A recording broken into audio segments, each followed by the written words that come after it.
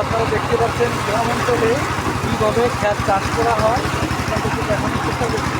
আপনারা দেখেন এভাবেই আপনার ক্ষেত চাষ করা হয়, এরপরে এইগুলিকে ধান লাগানো হবে।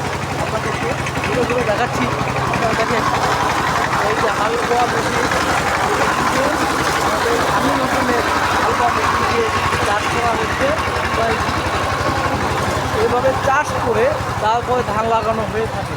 আপনাদেরকে দেখানোর চেষ্টা করছি।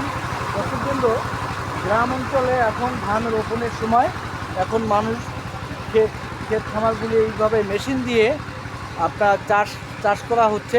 তারপরে আপনার ক্ষেতগুলিতে ধানের চারা রোপণ করা হবে। আপনাদেরকে দেখাচ্ছি।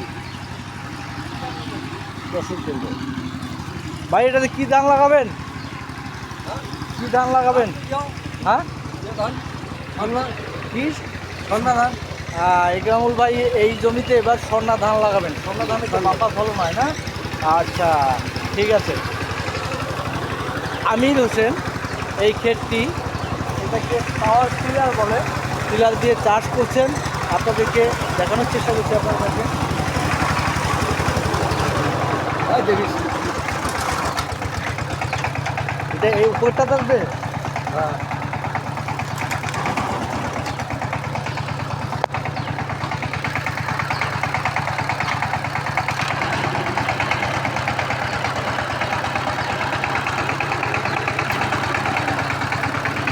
নিচের জমিটা থেকে এখন দুটা জমিতে আসলো, এটাতে চাষ করা হবে। এটাতে কি শাকসবজি? এই জমিটাতে শাকসবজি চাষ করা হবে। ওই মাথা দিয়ে আপনাদেরকে দেখাচ্ছি, ওখানে আবার কচু, এই গাছ সবুজ দেখতে পাচ্ছেন, এটা কচু চাষ করা হয়েছে।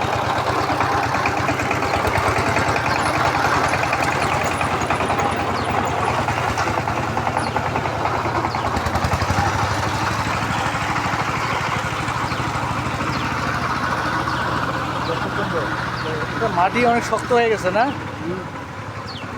দেখেন কীভাবে চাষ করা হয়, আপনাদেরকে দেখাচ্ছি।